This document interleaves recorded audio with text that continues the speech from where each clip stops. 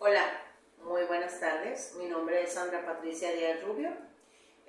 Soy abogada postulante y estoy cursando la maestría de proceso penal en la Universidad IEXPRO, compañeros. Esta materia la imparte la maestra Irene Hernández Cancino y la materia que vamos a empezar a ver hoy se llama Dogmática Procesal Penal y Principios del Sistema Penal Acusatorio. En el tema vamos a tener un acercamiento a la dogmática jurídico-penal y vamos a hablar de la teoría del delito. La bibliografía es el libro Derecho Penal de la cuarta edición y es de la autora Griselda Amuchategui Requega. Bueno, entonces comenzamos.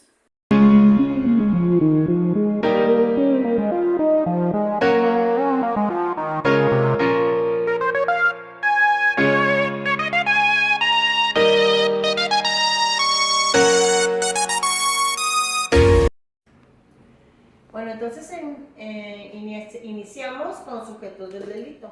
En el derecho penal se habla constantemente de dos sujetos que son los protagonistas del mismo, es decir, el sujeto activo y el sujeto pasivo. Nunca una persona moral o jurídica podrá ser sujeto activo de algún delito.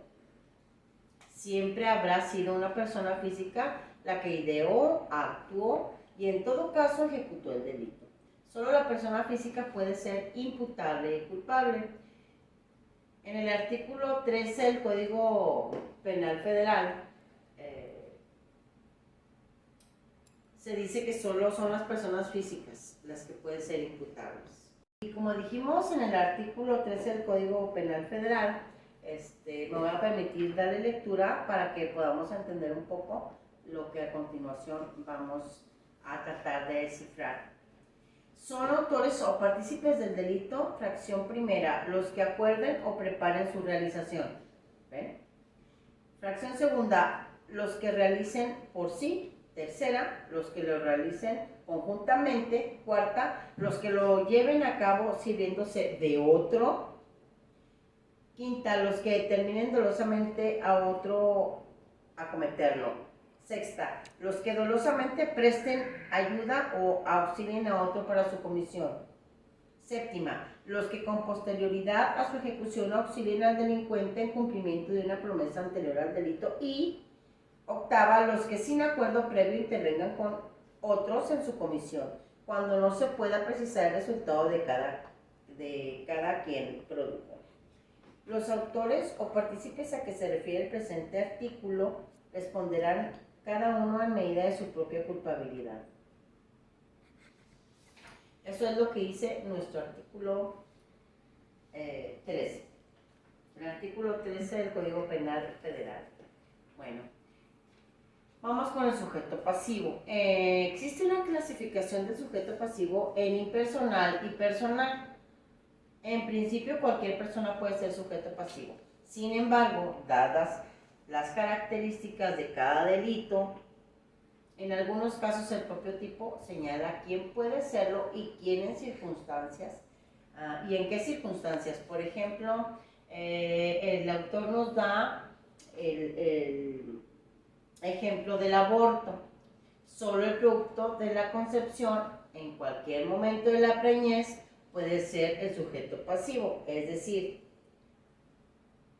si está una mujer que está embarazada y comete el delito del aborto, entonces el sujeto pasivo va a ser siempre el producto. Sujeto pasivo quien es la víctima de a quien se le cometió el delito. Vamos a dar algunos ejemplos.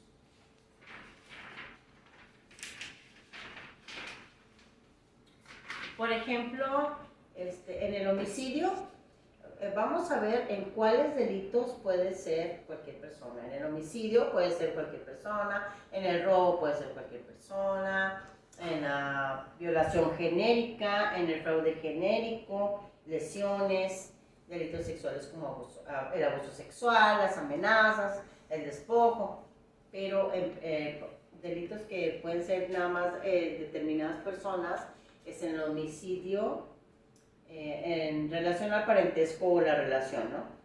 El parricidio, obviamente, infanticidio, en las legislaciones que aún contemplan, pues el aborto también, el estupro, tiene que ser determinada persona por los requisitos que sean en cada uno de estos delitos, en el feminicidio, en la violencia familiar, en la violación ficta o equiparada, etc.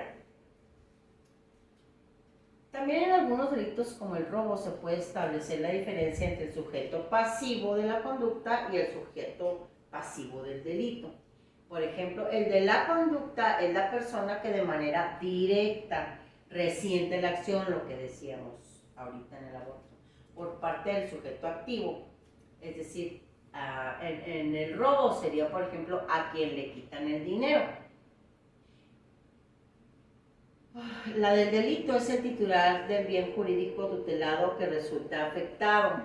Todos sabemos que todos los delitos tutelan un bien.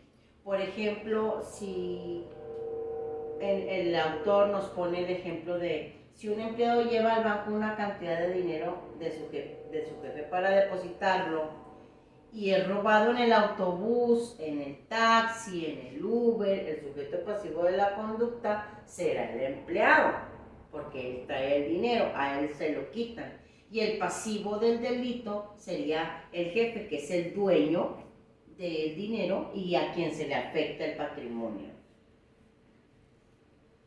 Los objetos del delito sería el siguiente punto. El derecho penal se distingue dos tipos de objetos, el material y el jurídico. El material es la persona afectada, es al mismo tiempo el sujeto pasivo del delito. No sé si me explico. Quiere decir que en estos casos de robo, la persona afectada es al mismo tiempo el sujeto pasivo del delito. Por ejemplo, en el robo la cosa mueble ajena es el objeto material, en el despojo son los inmuebles, las aguas o los derechos reales. Para el bien jurídico, el objeto jurídico es el interés jurídicamente tutelado por la ley. Como decíamos, en otras palabras, todo delito tiene un bien jurídico protegido, tutelado. Recuérdense que justamente en razón de ese criterio, los códigos penales clasifican los delitos en orden al objeto jurídico, bien jurídico tutelado. Es decir, algunos de los principales bienes jurídicos son la vida humana, por ejemplo, la libertad física, la libertad por sí, la seguridad, el normal desarrollo psicosexual, la integridad física o corporal, la salud individual, el patrimonio, la salud pública, la seguridad de la nación, y etcétera, ¿no? Son muchos. Por ejemplo, vamos a dar ejemplos de esto. En el delito de homicidio, el objeto material sería la persona física. El bien jurídico tutelado o el objeto jurídico sería la vida. En el robo, en el delito de robo, la cosa de objeto material sería la cosa mueble ajena, la que roban, y el objeto jurídico sería el patrimonio. Otro ejemplo sería el abuso sexual. El objeto material sería la persona física, la que sufre del abuso. Y el objeto jurídico sería la libertad sexual y el normal desarrollo psicosexual. Otro ejemplo serían las lesiones. El delito de lesiones, el objeto material es la persona física y el objeto jurídico tutelado, la integridad física. Las formas y manifestación del delito. El autor en esta sección analizó las formas en que puede darse el delito, es decir, los casos en los cuales surgen varios resultados típicos, tipicidad del delito, de manera que se presenta el problema de determinar si se produjeron varios delitos o si se trata solo de uno, o sea, cuando despliegan cuando despliegan las conductas y cuando se tipifica el delito. En otras palabras, lo que conocemos como concurso de delitos.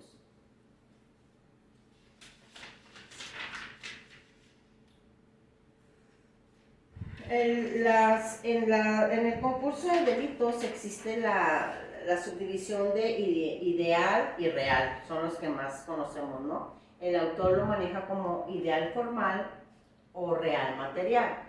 El ideal o formal ocurre cuando una sola conducta se producen varios delitos o varias tipicidades, en cuyo caso se dice que existe la unidad de acción y pluralidad de resultados. Es decir, con una acción salen varios resultados.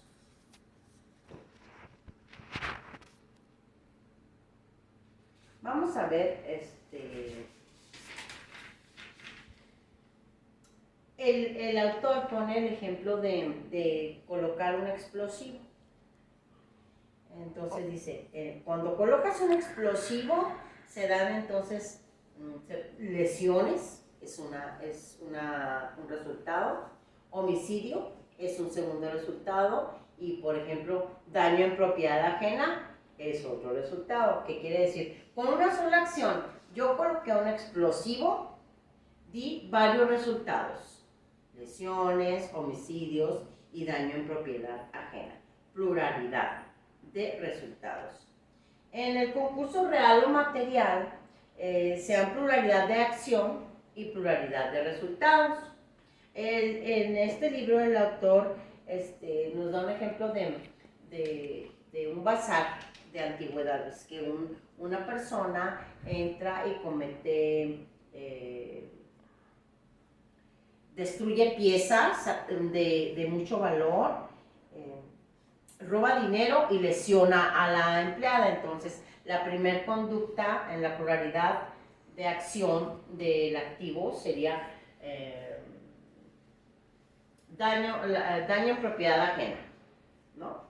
Y la segunda conducta del activo sería el robo, porque robó las piezas. Y la tercera conducta sería las lesiones, porque lesionó a la empleada, ¿verdad?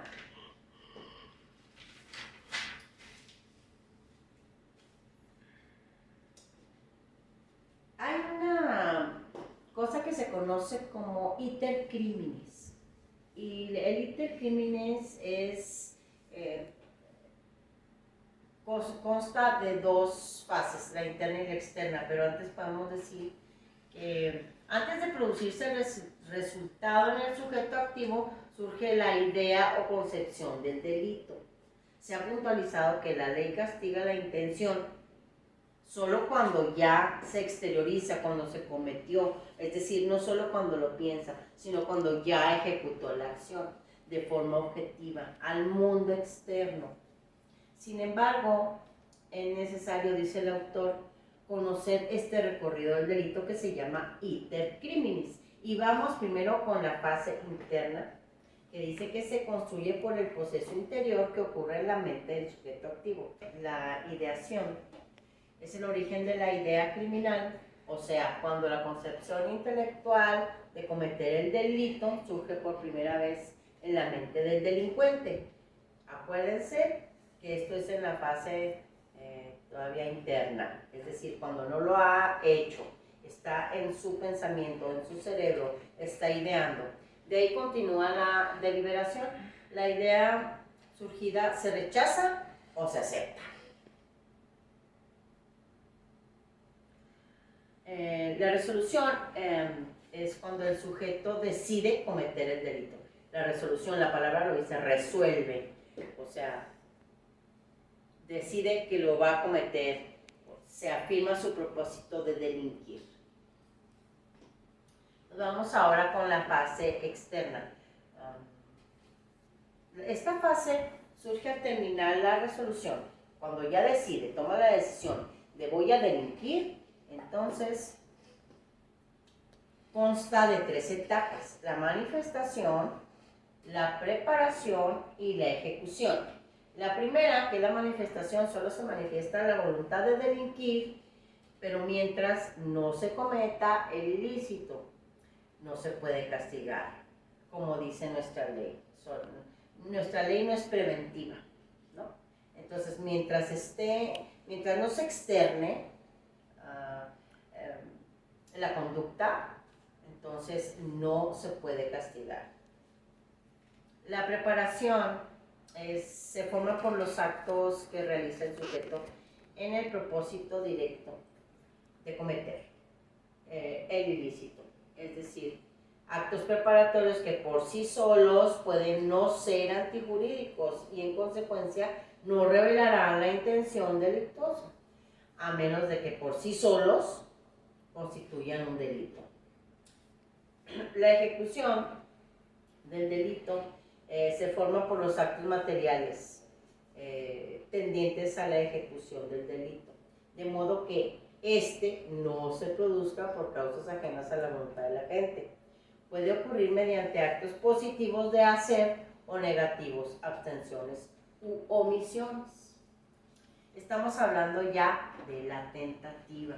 La tentativa es un grado de ejecución que queda incompleta por causas no propias a la gente y puesto que denota la intención delictuosa, se castiga.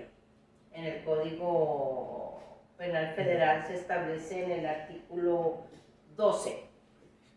Me voy a permitir leer el artículo porque no me lo sé de memoria. Dice, existe tentativa punible cuando la resolución de cometer un delito se exterioriza realizando en parte o totalmente los actos ejecutivos que la deberían producir, el resultado u omitiendo los que deberían evitarlo, si aquel no se consuma por causas ajenas a la voluntad de este agente.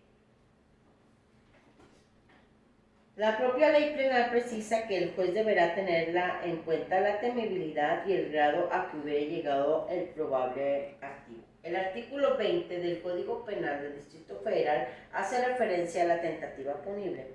Conforme al artículo 63 del Código Penal Federal, en caso de que de tentativa se impondrá hasta 2/3 partes de la sanción que debería imponerse de haberse consumado el delito. Y si se trata de delito grave, nunca una pena menor del mínimo, que puede llegar hasta las 2/3 partes de la máxima. El artículo 78 del Código Penal establece la punibilidad en la tentativa o delito tentado a establecer que el juez tendrá en cuenta el mayor o menor grado de aproximación a la consumación del delito y la magnitud del peligro en el que se hubiera puesto al bien jurídico protegido. Es posible distinguir entre tentativa acabada y la tentativa inacabada. La tentativa acabada también se llama como delito frustrado y consiste en que el sujeto activo realiza todos los actos encaminados a producir el resultado sin que éste surja por causas ajenas a su voluntad, es decir, él sí quería, pero por alguna causa externa a su voluntad no se cometió. La inacabada, conocida igualmente como delito intentado, consiste en que el sujeto deja de realizar algún acto, algo se le olvidó o algo decidió no hacer al final, que era necesario para producir el resultado, por lo cual este no ocurre, es decir, el resultado. Se dice que hay una ejecución entonces incompleta. No todos los delitos admiten la posibilidad de que se presente la tentativa, como por ejemplo el abandono de personas.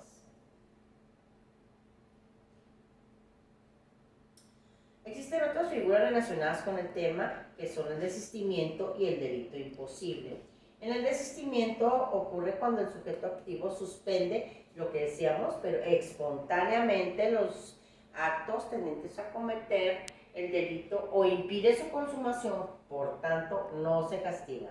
El desistimiento no se castiga porque se desistió de realizar cualquier elemento que pudiera, que fuera necesario para que el delito se consumara.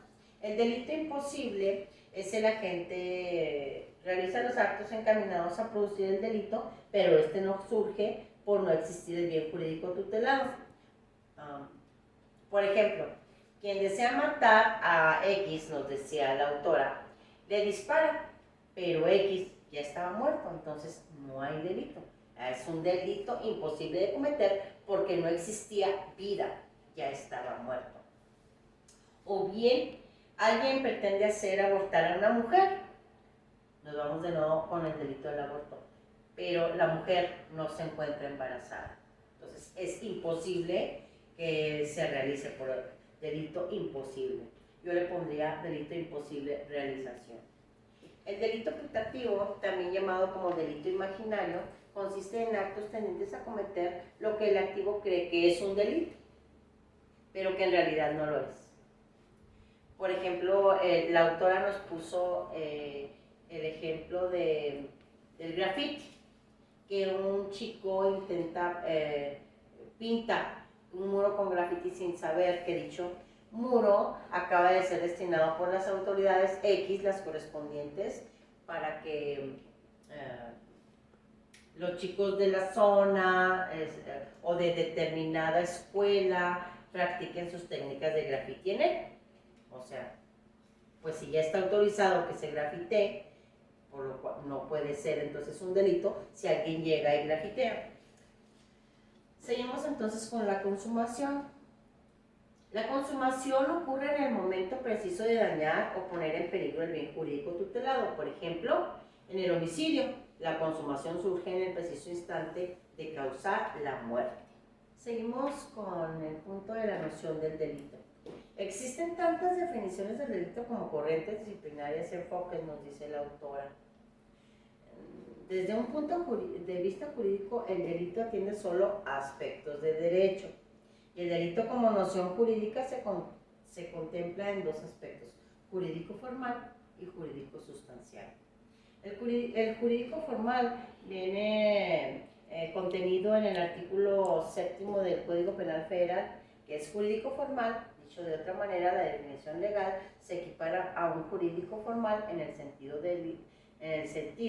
delito es el acto o la omisión que sancionan las leyes. Dicho en otras palabras, ¿no? Y si nos vamos al jurídico sustancial, consiste en hacer la referencia a los elementos de que consta el delito. Existen dos corrientes, unitaria y totalizadora. Atomizadora o analítica, los que siguen esta tendencia dicen que el delito es el resultado de varios elementos que en su totalidad integran la vida del delito. Es decir, que de acuerdo con esta corriente, estiman que el delito se forma con un número determinado de elementos. Unos consideran que se conforma con 2 elementos, otros aseguran que 3 y así sucesivamente, hasta llegar a quienes afirman que el delito se integra con 7 elementos. Así habrá una teoría biomática y triomática, etc. Por ejemplo, la autora nos dio un cuadro donde dice corrientes y elementos del delito.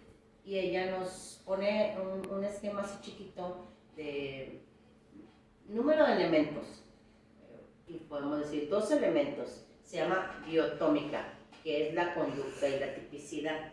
Y luego nos vamos con la tritómica, que tiene 3 elementos, conducta, tipicidad y antijuricidad. Luego nos vamos con la tetratómica, con 4 elementos, conducta, tipicidad, antijuricidad y culpabilidad. Sigue la pentatómica, 5 elementos, conducta, tipicidad, antijuricidad, culpabilidad y punibilidad. Luego sigue la hexatómica, son 6, conducta, tipicidad, antijuricidad, culpabilidad, punibilidad e imputabilidad. Por último, la heptatómica, que son 7 elementos. Son conducta, tipicidad, antijuricidad, culpabilidad, punibilidad, imputabilidad, condiciones objetivas de la punibilidad. En la opinión de la autora, dice que el delito es la conducta típica y antijurídica realizada por una persona imputable y culpable, que dará por consecuencia la punibilidad. Es lo que acabamos de observar. Luego seguimos con los elementos del delito y sus aspectos negativos. Los elementos del delito son aquellos, son al derecho penal, dice la autora, esta frase me gustó, dice, los elementos del delito son al derecho penal lo que la anatomía es a la medicina. En materia procesal se habla del cuerpo del delito o integración de los elementos del tipo penal. Y nos vamos con la noción de los elementos del delito. Los elementos del delito son cada una de las partes que lo integran. El delito existe en razón de la existencia de los elementos: conducta, tipicidad, antijuricidad, culpabilidad, imputabilidad, condicionalidad, objetiva y punibilidad. La noción de aspectos negativos entonces serán los aspectos, los elementos del delito son los aspectos positivos, como ya vimos, todos los anteriores, los 7, a cada uno de los cuales les corresponde un elemento negativo que constituye la negación del elemento.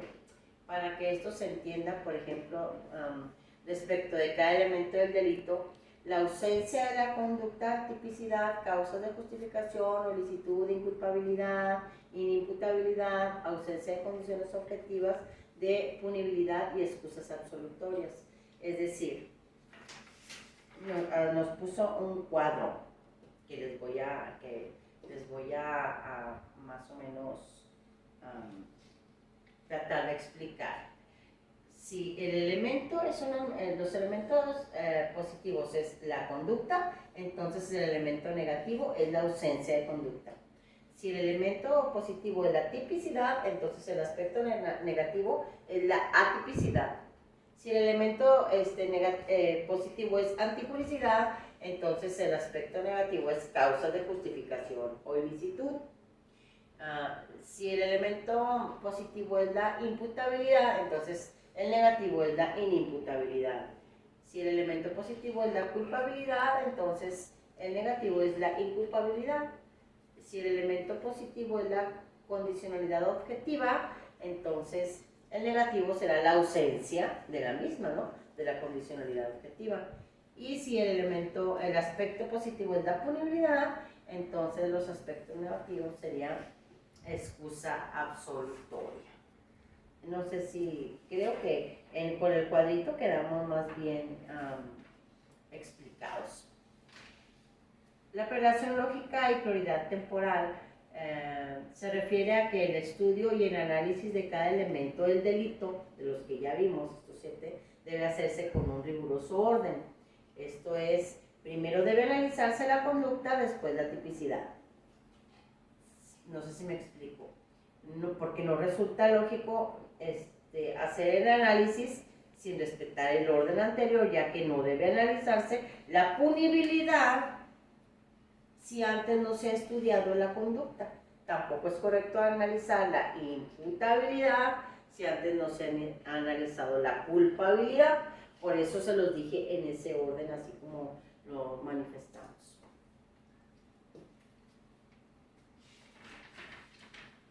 Pues creo que aquí damos por terminada esta breve explicación.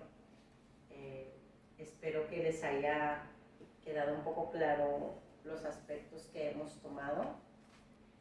Doy gracias porque esto me ha ayudado a tratar de no ponerme nerviosa en cuanto a tratar de explicar y a poder aterrizar la idea, captarla y poderla aterrizar para poder explicar. Yo sé que este es mi primer video y no me ha quedado así como que muy clara la explicación para que pueda ser entendible, pero agradezco la oportunidad de empezar a estudiar esto, de poder aterrizar ideas tan claras para que sean entendibles a los espectadores. Entonces, que tengan muy bonita tarde. Yo con esto termino la clase de hoy y nos vemos en la próxima.